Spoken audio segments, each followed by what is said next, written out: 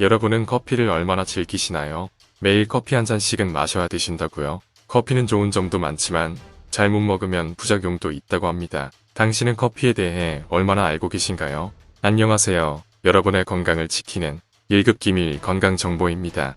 통계에 따르면 한국 성인 1인당 연평균 커피 소비량은 350잔에 이른다고 보고되고 있으며 커피를 마시는 사람들은 물 마시듯이 커피를 즐기는 경우도 많습니다. 하루에 커피를 3잔에서 5잔 마시면 알츠하이머 발생률을 최대 20%까지 줄일 수 있다고 합니다. 또한 커피의 주성분인 카페인과 폴리페놀 성분을 통해 심장병, 우울증, 당뇨 등에 도움이 된다고 합니다. 하지만 이에 따른 부작용들도 함께 보고되고 있어서 평소에 자주 커피를 섭취하는 경우에는 아래에서 소개할 내용들을 주의 깊게 검토하고 섭취하는 것이 좋을 것 같습니다. 수많은 전문가들은 커피가 인체에 긍정적인 영향을 미치는 것은 사실이지만 잘못된 섭취는 오히려 또 다른 문제를 일으킬 수 있다고 언급합니다. 그럼 이제 커피의 부작용 5가지를 하나씩 살펴보겠습니다.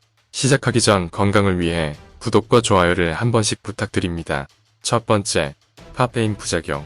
카페인은 중추신경계에 영향을 주는데 카페인에 민감한 사람들은 녹차나 콜라만 마셔도 두통이나 불면증과 같은 증상을 경험할 수 있습니다. 카페인 민감증이 있는 사람들은 소량의 커피를 마셔도 진한 에스프레소 6잔을 마신 것과 유사한 효과를 나타내며 심장이 빨리 뛰고 두통, 신경과민, 긴장감, 불안감 등을 느낄 수 있습니다. 두 번째, 소화기 질환. 카페인의 부작용으로는 소화장애 증상도 쉽게 찾아볼 수 있습니다. 이는 교감신경 활성화와 부교감신경 억제로 인해 발생하는데요. 또한 카페인은 위장 점막을 자극하여 과도한 위산 분비를 유발하고 속쓰림을 일으킬 수도 있습니다. 특히 점막이 예민한 상태인 분들이 커피를 섭취하면 카페인으로 인해 극심한 통증이 발생할 수 있으므로 주의가 필요합니다. 만약 일상적으로 식사를 하더라도 속이 쓰리고 답답함을 느끼거나 음식물이 역류하는 등의 증상이 있다면 반드시 커피 섭취를 중단해야 합니다. 세 번째, 식후 설탕 커피 마시기.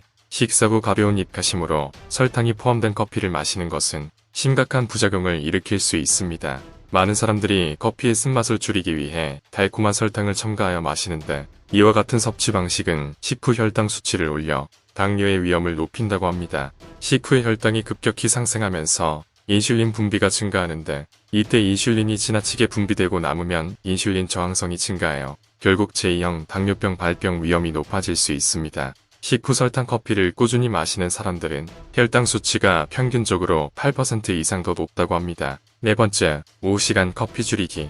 커피에 함유된 카페인 성분은 피로 회복 및 스트레스 완화에 도움을 줍니다. 이는 뇌에서 세로토닌과 도파민과 같은 신경 전달 물질의 생성을 촉진하기 때문인데요. 이러한 효과는 중추신경계에 작용하여 인체를 각성시키고 졸음을 억제하며 집중력을 향상시키는 효과도 있습니다. 그러나 오후 3시 이후에 커피를 섭취하는 것은 불면증을 유발할 수 있습니다. 이는 커피의 각성 효과 때문입니다. 특히 나이가 들면서 우리의 신체는 밤잠이 줄어들게 되는데 나이가 들수록 멜라토닌의 생성이 감소하기 때문입니다. 실제로 국내 노인 인구의 50%가 수면 문제로 고통받고 있는데 이때 커피까지 섭취하면 상황이 더 악화될 수 있습니다. 이는 카페인이 멜라토닌 분비를 억제하기 때문입니다. 한 연구에 따르면 커피 2잔에 해당하는 카페인 200mg을 섭취한 후 멜라토닌 생성 패턴을 조사한 결과 분비되는 주기가 40분 늦춰졌다는 결과가 나왔습니다. 이는 반복적으로 과도한 카페인 섭취로 인해 멜라토닌 생성 시계가 계속 밀리면서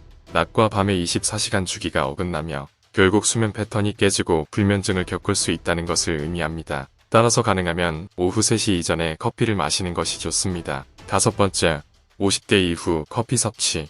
우리 몸은 나이가 들면서 신체의 여러 부분에서 노화 현상이 나타나며 특히 50세 이후부터는 장기의 기능이 약화되고 다양한 부작용이 발생할 수 있습니다. 이러한 연령대에서 골다공증의 유병률은 22.4%이며 골감소증의 유병률은 47.9%에 달합니다. 특히 여성의 경우 연령이 10세씩 증가할 때마다 골다공증 발병 위험이 2배 이상 증가합니다. 이때 커피를 섭취하면 우리 몸에서 중요한 역할을 하는 칼슘이 뼈에서 빠져나가므로 골다공증 발생 위험이 더욱 커질 수 있다고 합니다. 커피뿐만 아니라 홍차와 녹차 등에도 카페인이 함유되어 있으므로 뼈 건강을 위해서는 카페인 섭취를 줄이고 칼슘과 비타민 D의 섭취를 늘리는 것이 중요합니다. 다음 에피소드에서는 더욱더 건강에 도움이 되는 정보를 들고 찾아뵙겠습니다. 구독과 좋아요는 무료입니다. 화면에 보이는 것과 같이 한 번씩 눌러주시면 채널을 운영하는데 큰 보탬이 됩니다. 감사합니다.